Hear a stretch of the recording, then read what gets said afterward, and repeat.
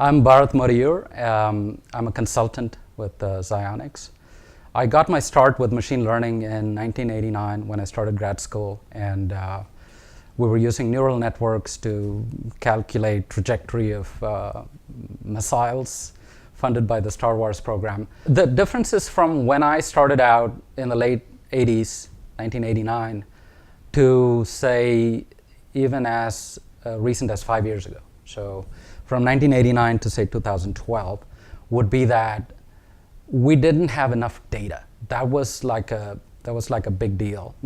Maybe we didn't realize we didn't have enough data, but often students would complain about, here I am trying to defend a thesis and I'm trying out a new algorithm that tracks a human being as they're walking down some path, and you just ask your friend who's a grad student to walk down the corridor in the lab, and you record them, and you ask another friend, maybe you ask your graduate school advisor, and you've got three people with like 5 minutes of data, and you defend your thesis. And that was acceptable at that time.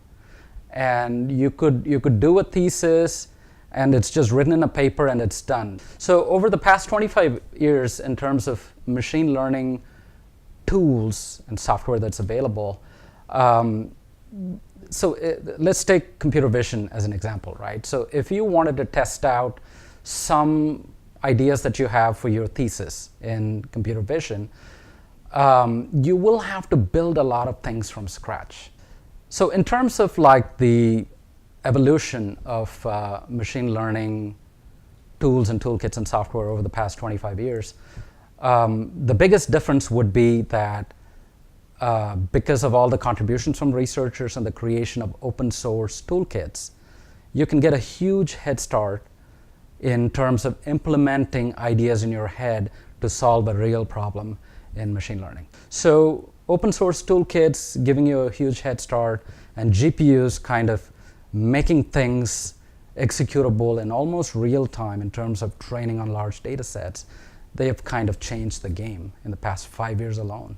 What is kind of a fascinating aspect of machine learning that kind of attracts me to delving into it and trying to solve problems here is my entree into machine learning came with a naive view of trying to teach computer systems to understand what's in an image or what's in a video, which is very easy for a 3-year-old to do.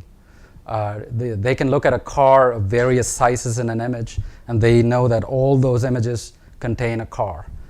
And we found very quickly that it's hard as hell to teach a computer system to do that. And I'm talking about 1989 when I got started, when computing wasn't that advanced and models weren't that advanced.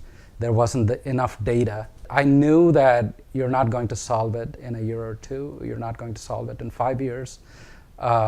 And so that's been kind of a lifelong pursuit for people like me.